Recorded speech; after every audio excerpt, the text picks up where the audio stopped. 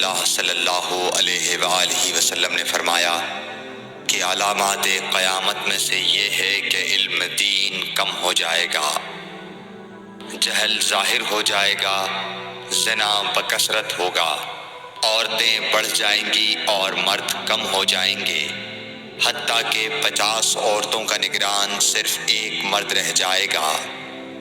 صحیح بخاری حدیث نمبر 81۔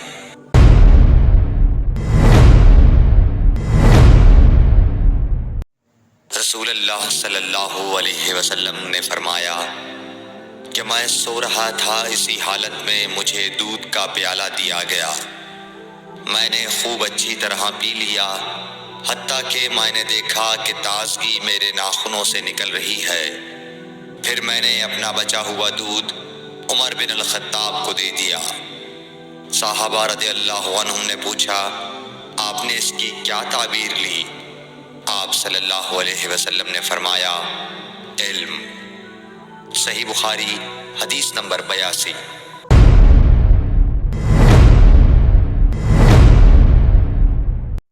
حجۃ الوداع میں رسول اللہ صلی اللہ علیہ وسلم لوگوں کے مسائل دریافت کرنے کی وجہ سے منا میں ٹھہر گئے تو ایک شخص آیا اور اس نے کہا کہ میں نے بے خبری میں ذبح کرنے سے پہلے سر منڈا لیا۔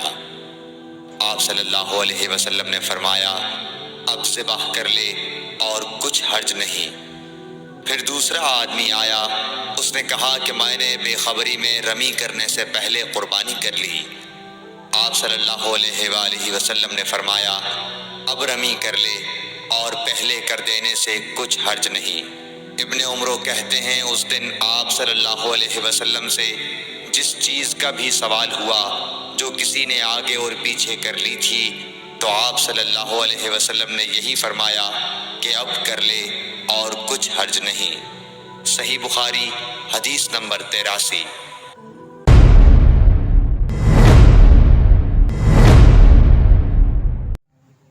نبی صلی اللہ علیہ وسلم سے آپ کے آخری حج میں کسی نے پوچھا کہ میں نے رمی کرنے یعنی کنکر پھینکنے سے پہلے ذبح کر لیا۔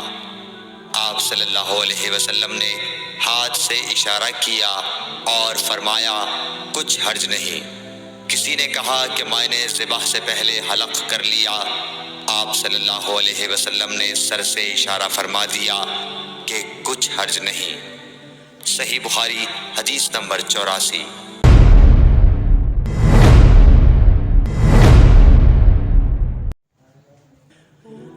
آپ صلی اللہ علیہ وسلم نے فرمایا کہ ایک وقت ایسا آئے گا کہ جب علم اٹھا لیا جائے گا، جہالت اور فتنے پھیل جائیں گے اور حرج بڑھ جائے گا۔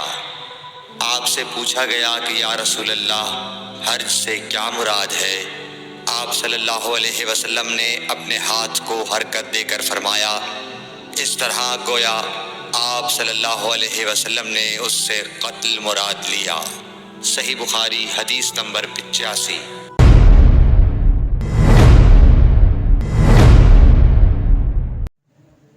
ہم سے موسیٰ بن اسماعیل نے بیان کیا، ان سے وہیب نے، ان سے حشام نے فاطمہ کے واسطے سے نقل کیا۔ وہ اسما سے روایت کرتی ہیں کہ میں عائشہ رضی اللہ تعالی عنہا کے پاس آئی، وہ نماز پڑھ رہی تھیں۔ میں نے کہا، لوگوں کا کیا حال ہے؟ تو انہوں نے آسمان کی طرف اشارہ کیا، یعنی سورج کو کہن لگا ہے۔ اتنے میں لوگ نماز کے لیے کھڑے ہو گئے۔ حضرت عائشہ رضی اللہ تعالی عنہا نے کہا، اللہ پاک ہے۔ میں نے کہا، کیا یہ گہن کوئی خاص نشانی ہے؟ انہوں نے سر سے اشارہ کیا، یعنی ہاں۔ پھر میں بھی نماز کے لیے کھڑی ہو گئی، حتیٰ کہ مجھے غش آنے لگا تو میں اپنے سر پر پانی ڈالنے لگی۔ پھر نماز کے بعد رسول اللہ صلی اللہ علیہ وسلم نے اللہ تعالیٰ کی تعریف کی اور اس کی صفت بیان فرمائی۔ پھر فرمایا، جو چیز مجھے پہلے دکھلائی نہیں گئی تھی، آج وہ سب اس جگہ میں نے دیکھ لی، یہاں تک کہ جنت اور دوزخ کو بھی دیکھ لیا۔ اور مجھ پر یہ وحی کی گئی کہ تم اپنی قبروں میں آزمائے جاؤ گے۔ مثل یا قرب کا کون سا لفظ؟ حضرت اسما نے فرمایا، میں نہیں جانتی۔ فاطمہ کہتی ہیں یعنی فتنہ دجال کی طرح آزمائے جاؤ گے۔ کہا جائے گا قبر کے اندر کہ تم اس آدمی کے بارے میں کیا جانتے ہو؟ تو جو صاحب ایمان یا صاحب یقین ہوگا، کون سا لفظ فرمایا حضرت اسما نے مجھے یاد نہیں، وہ کہے گا وہ محمد اللہ کے رسول صلی اللہ علیہ وسلم ہیں، جو ہمارے پاس اللہ کی ہدایت اور دلیلیں لے کر آئے تو ہم نے ان کو قبول کر لیا اور ان کی پیروی کی۔ وہ محمد صلی اللہ علیہ وسلم ہیں۔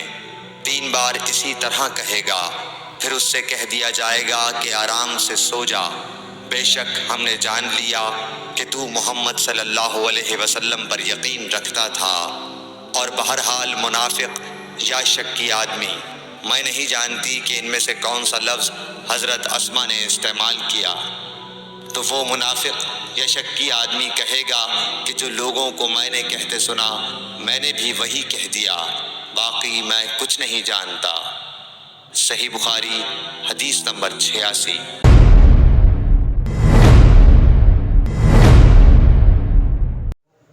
قبیلہ عبد القیس کا وفد رسول اللہ صلی اللہ علیہ وسلم کی خدمت میں آیا۔ آپ صلی اللہ علیہ وسلم نے دریافت کیا کہ کون سا وفد آیا ہے یا یہ کون لوگ ہیں؟ انہوں نے کہا ربیعہ خاندان کے لوگ ہیں۔ آپ صلی اللہ علیہ وسلم نے فرمایا کہ مبارک ہو قوم کو آنا یا مبارک ہو اس وفد کو جو کبھی نہ رسوا ہو نہ شرمندہ ہو۔ اس کے بعد انہوں نے عرض کیا کہ ہم ایک دور دراز کونے سے آپ کے پاس آئے ہیں اور ہمارے اور آپ کے درمیان کفار مضر کا قبیلہ پڑتا ہے، اس کے خوف کی وجہ سے ہم حرمت والے مہینوں کے علاوہ اور ایام میں نہیں آ سکتے، اس لیے ہمیں کوئی ایسی قطعی بات بتلا دیجئے کہ جس کی ہم اپنے پیچھے رہ جانے والے لوگوں کو خبر دے دیں اور اس کی وجہ سے ہم جنت میں داخل ہو سکیں۔ تو آپ صلی اللہ علیہ وسلم نے انہیں 4 باتوں کا حکم دیا اور 4 سے روک دیا۔ اول انہیں حکم دیا کہ ایک اللہ پر ایمان لائیں، پھر فرمایا کہ کیا تم جانتے ہو کہ ایک اللہ پر ایمان لانے کا کیا مطلب ہے؟ انہوں نے عرض کیا اللہ اور اس کا رسول زیادہ جانتے ہیں۔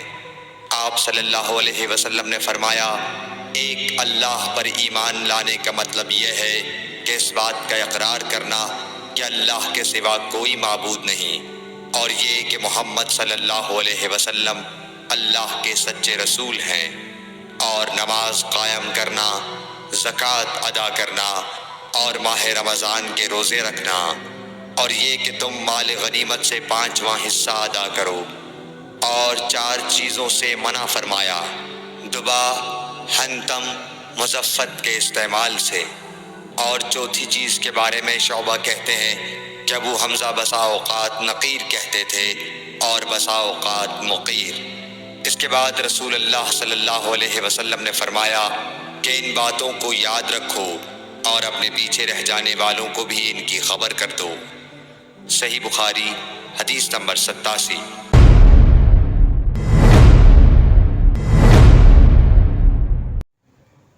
عقبہ نے ابو احاب بن عزیز کی لڑکی سے نکاح کیا تو ان کے پاس ایک عورت آئی اور کہنے لگی کہ میں نے عقبہ کو اور جس سے اس کا نکاح ہوا ہے اس کو دودھ پلایا ہے۔ یہ سن کر عقبہ نے کہا مجھے نہیں معلوم کہ تو نے مجھے دودھ پلایا ہے، نہ تو نے کبھی مجھے بتایا ہے۔ تب سوار ہو کر رسول اللہ صلی اللہ علیہ وسلم کی خدمت میں مدینہ منورہ حاضر ہوئے اور آپ سے اس کے متعلق دریافت کیا تو آپ صلی اللہ علیہ وسلم نے فرمایا کس طرح تم اس لڑکی سے رشتہ رکھو گے، حالانکہ اس کے متعلق یہ کہا گیا۔ تب عقبہ بن حارث نے اس لڑکی کو چھوڑ دیا اور اس نے دوسرا خاوند کر لیا۔ صحیح بخاری حدیث نمبر 88۔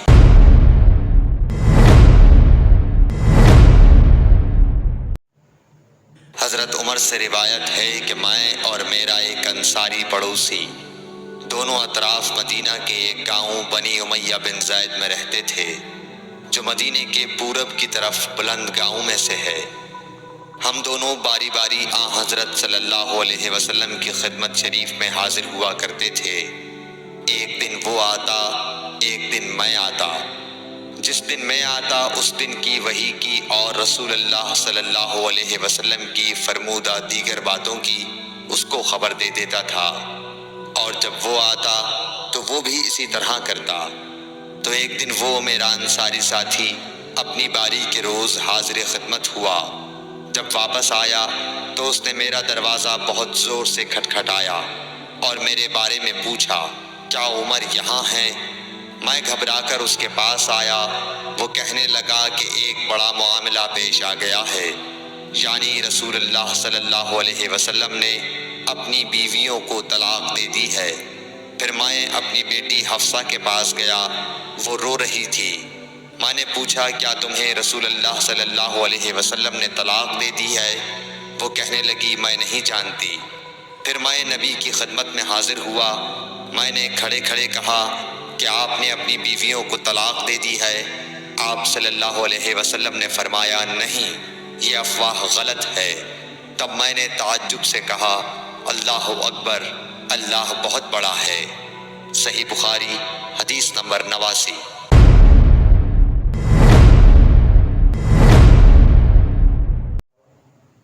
ایک شخص حزم بن ابی کعب نے رسول اللہ کی خدمت میں آ کر عرض کیا، یا رسول اللہ، فلاں شخص معاذ بن جبل لمبی نماز پڑھاتے ہیں، اس لیے میں جماعت کی نماز میں شریک نہیں ہو سکتا، کیونکہ میں دن بھر اونٹ چرانے کی وجہ سے رات کو تھک کر چکنا چور ہوتا ہوں اور طویل قرات سننے کی طاقت نہیں رکھتا۔